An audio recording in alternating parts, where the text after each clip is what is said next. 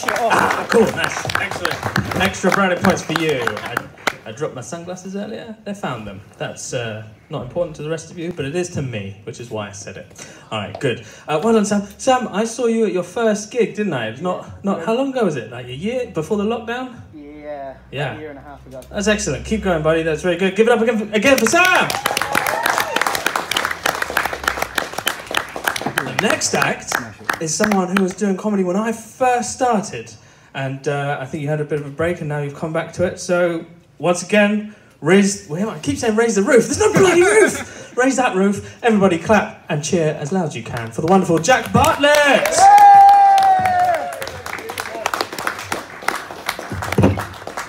How are we? Are we well? Hey, so I always thought I was kind of useless at science. Oh, that's interesting. What's that? Nothing? No, go on. Tell the world. No?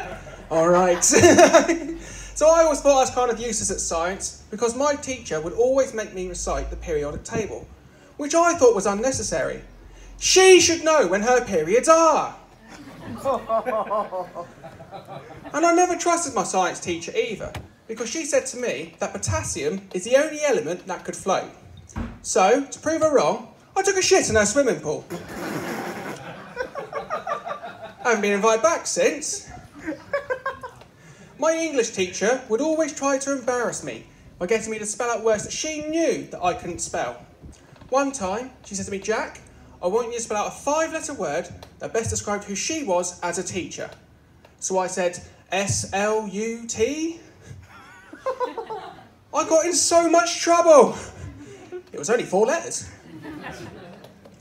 Whenever my maths teacher asked me to do anything, I always used to go, but I can't be arsed.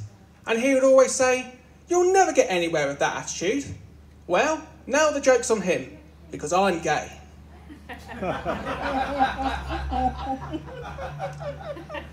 And he would always ask us these weird scenario type questions as well. Like, for example, at an Egyptian market, Ahmed has 10 apples.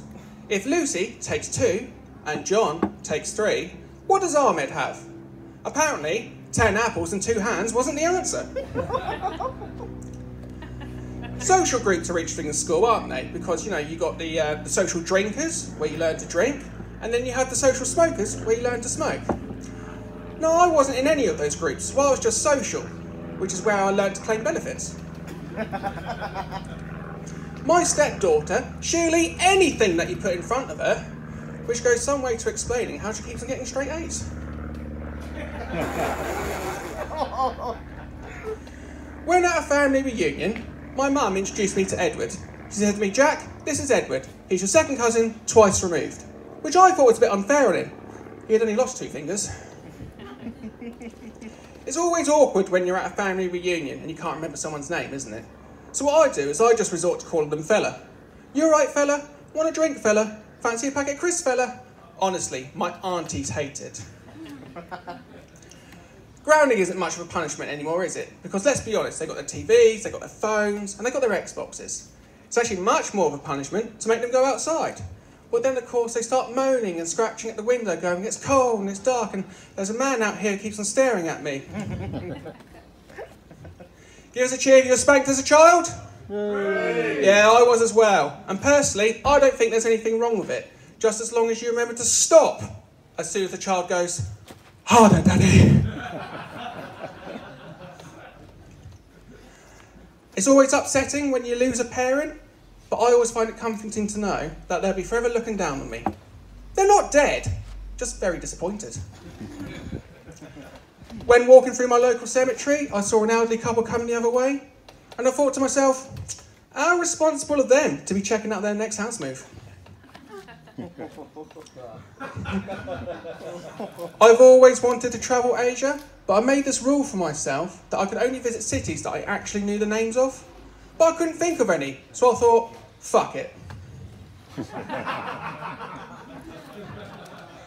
I've been banned from my local swimming centre because they received numerous complaints about my breaststroke technique. I just couldn't leave mine alone. When on a romantic meal out with my girlfriend, she thought it would be a good idea to say 3 things that we love about each other. She says that she loves me because I'm kind, caring and funny. Now she caught me off guard with this, so I had to look round for inspiration. And I ended up saying to her that I love her because she's delicious, tangy and a great Coke taste with 0 sugar. It's always awkward when you're on a first date and the bill comes out, isn't it? Because I'm always like, am I buying? Is she buying? Are we splitting it 50-50? It's just awkward. So what I end up doing is splitting the bill 50-50. But then we end up with a duck with his face torn in half. And I'll leave you on this one.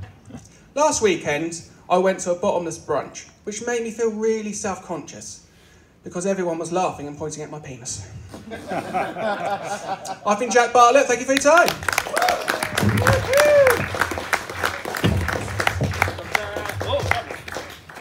Double-fisted me. Give it up to Jack! Good.